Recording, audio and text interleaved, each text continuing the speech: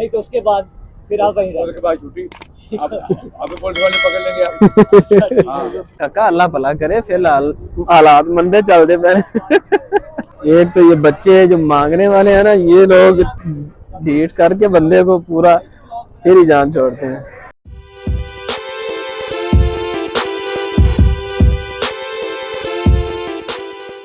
अस्सलामुअलैकुम and again welcome back to another video. आज की वीडियो में हम लोग मौजूद हैं शादरा से थोड़ा सा आगे, शादरा और बत्ती चौक के बीच एक मुकाम है जिसे बारादरी के नाम से पुकारा जाता है। तो चलते हैं अभी।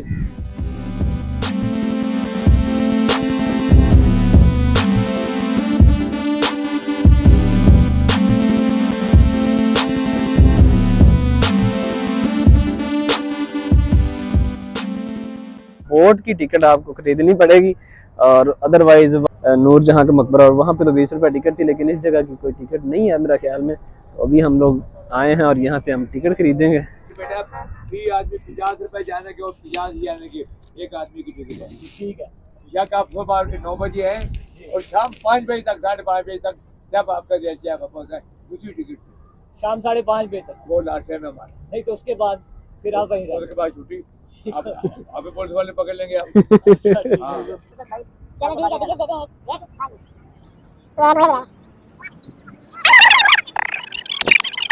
एक बड़ा बंदा है। भैया उठ जाओ बेटा, तो उधर से आने लगे तो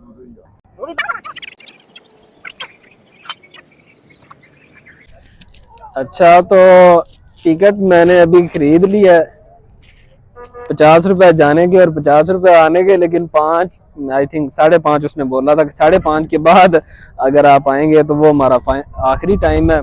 जो आखिरी गाड़ी है वो 5:30 बजे वहां से वापस आ जाती है। उसके बाद आप बोट पे नहीं आ सकते। तो दे तो मैंने 100 पूरा ही दिया, लेकिन मेरा इरादा था कि इस तरफ से मैं बोट पे जाऊंगा और दूसरी साइड पे खुश्की वाला रास्ता भी है, तो ये रावी की दूसरी साइड से हम लोग खुश्की वाली साइड से आ जाएंगे। लेकिन चलें अब, चलिए चलते हैं अभी आगे।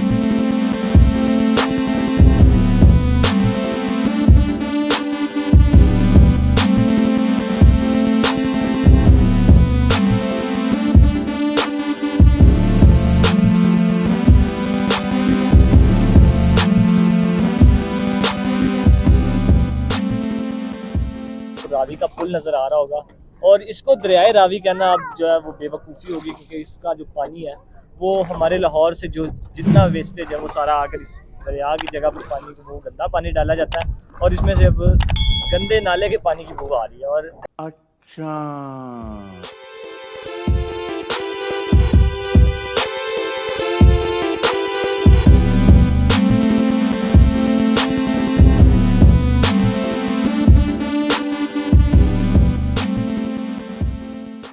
चलिए अब हम विज़िट करते हैं और साथ साथ इसकी तारीख पे भी थोड़ी सी नज़र डालेंगे कि ये बारादरी आखिर किसने बनवाई और इस बारादरी ने क्या क्या अरूज ज़वाल का ज़माना देखा।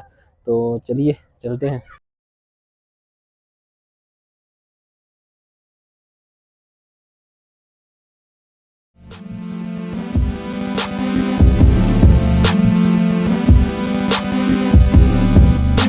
कामरान की बारादरी की अगर हम बात करें तो कामरान की बारादरी आखिर में ये बनवाई किसने और ये कामरान है कौन। हिंदुस्तान में जो मुगलिया सल्तनत थी, उस मुगलिया सल्तनत के बानी ज़हीरुद्दीन मोहम्मद बाबर के बेटे थे कामरान मिर्ज़ा। और कामरान मिर्ज़ा के साथ इनके अगर ज़हीरुद्दीन बाबर की वफ़ात के बाद हम बात करें तो अगला जो जानशीन था वो तो बना नसीरुद्दीन मोहम्मद हुमायूं। लेकिन ये नसीरुद्दीन मोहम्मद हुमायूं के सुतेले भाई थे कामरान मिर्ज़ा।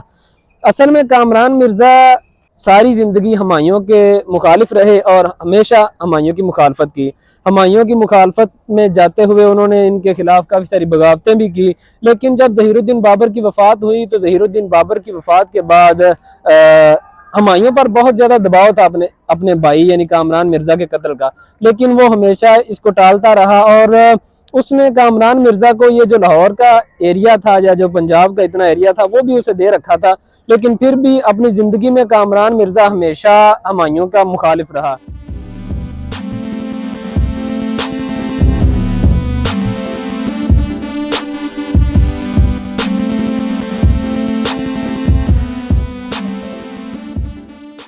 कामरान की इस बारादरी की अगर हम बात करें तो कामरान की ये बारादरी बेसिकली बनाई तो गर्मियों के मौसम के लिए गई थी कि गर्मी के मौसम के अंदर वो लोग इस जगह पर रहा करें।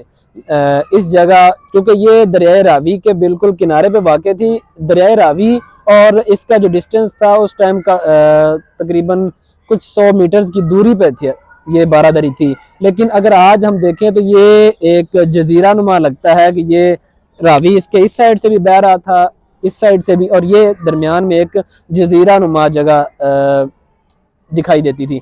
लेकिन ये उस वक़्त कई सौ मीटर दूर बनाई गई बिल्डिंग थी।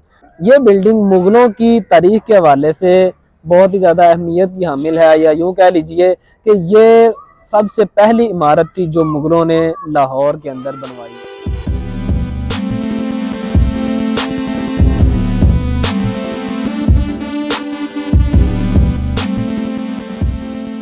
अब अगर हम इस जगह की बात करें तो इस जगह ने जब से ये तमीर की गई कामरान की बारादरी, इसने बहुत से शहनशाहों की शहनशाहत को आते भी देखा और जाते भी देखा। उन सब में से अगर काबिल ज़िक्र हम बात करें तो जहांगीर का एक किस्सा मिलता है कि जब उसके सबसे बड़े बेटे शहजादे खुसरू ने उसके खिलाफ बगावत की तो बगावत के बाद उसको और उसके जितने भी साथी थे उनको बादशाह के सामने जब पेश किया गया तो उस वक़्त जहांगीर जो कि बादशाह था वो इसी बारादरी में मौजूद था।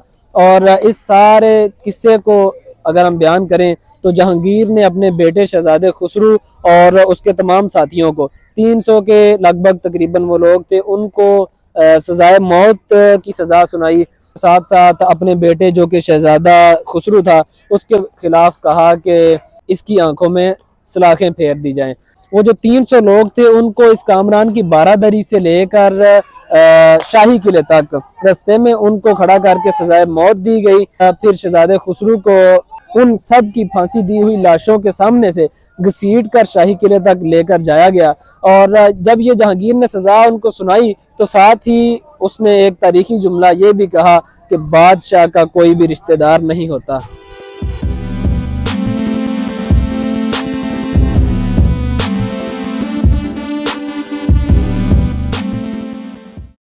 बेसिकली ये बिल्डिंग जो बनाई गई थी वो गर्मी के मौसम के लिए बनाई गई थी।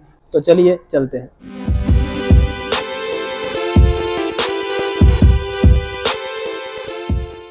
अब अगर हम गर्मी के मौसम को देखें, दूसरी तरफ इस बिल्डिंग को देखें, दरियाए रावी इसके काफ़ी करीब था तो रावी से जो ठंडी हवा आया करती थी उस ठंडी हवा से लुत्फ अंदोज होने के लिए उन लोगों ने ये जगह बनवाई। ये जो जगह थी इस जगह से बेसिकली इस साइड से भी और इस साइड से भी ठंडी हवा आया करती थी और इस तरह ये गर्मी के तोड़ के तौर पर इस्तेमाल की जाती थी। तो चलिए अब हम आपको लेकर चलते हैं ऊपर और ऊपर से नज़ारा देखते हैं कि दरियाए रावी और गिरदोनवा का जो इलाका है वो कैसा नज़र आता है।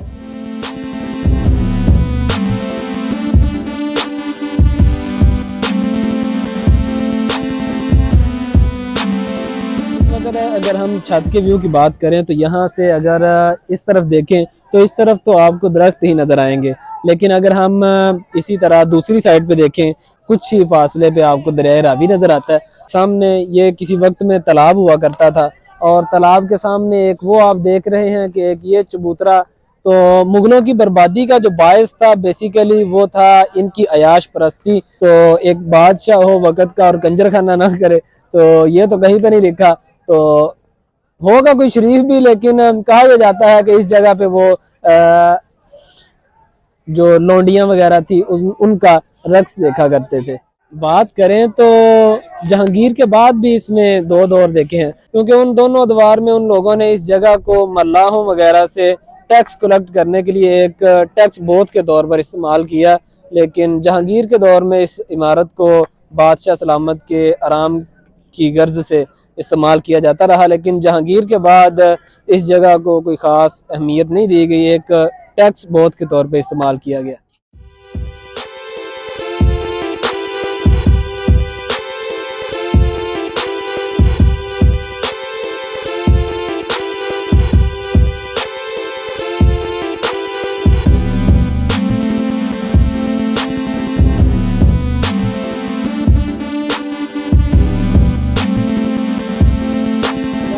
कैसा इत्तेफाक है, इसे हसीन इत्तेफाक तो नहीं कह सकते, डरावना इत्तेफाक ज़रूर कह सकते हैं कि इस 12 दरी को तामीर करने वाला शख्स यानी कामरान मिर्ज़ा, जिसको बाद में हुमायूं ने आंखों में सलाखें फेर दी और फिर सलाखें फेर के अंधा करके उसे मक्का मुअज़्ज़मा की तरफ हज के लिए भेज दिया और वहीं पर उसकी ज़िंदगी के आखिरी दिन बसर हुए।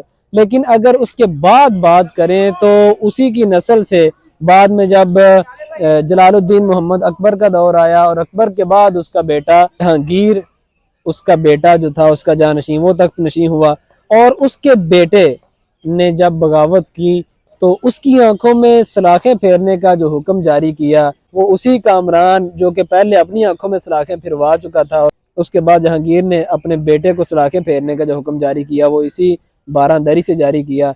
और वैसे तो इस 12 दरी की अगर बात करें तो ये 1540 ईस्वी में कामरान मिर्ज़ा ने गर्मियों के लिए बनवाई थी।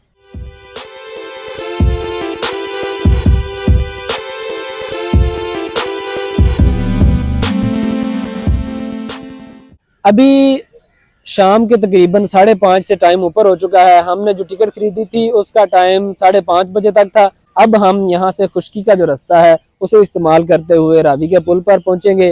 तो अब तक के लिए इतना ही काफ़ी था। अब मोहम्मद बुरहान यूसुफ को दीजिए इजाज़त। तो मिलते हैं अगली वीडियो में। अगर वीडियो आपको पसंद आए तो लाइक कीजिए, चैनल को सब्सक्राइब कीजिए और कमेंट सेक्शन में अपनी राय का इजहार ज़रूर कीजिए और आखिर पे दोस्तों के साथ शेयर करना मत भूलिएगा। तब तक के लिए दीजिए इजाजत। अल्लाह हाफिज। पाकिस्तान जिन्हें लाहौर नहीं तकिया।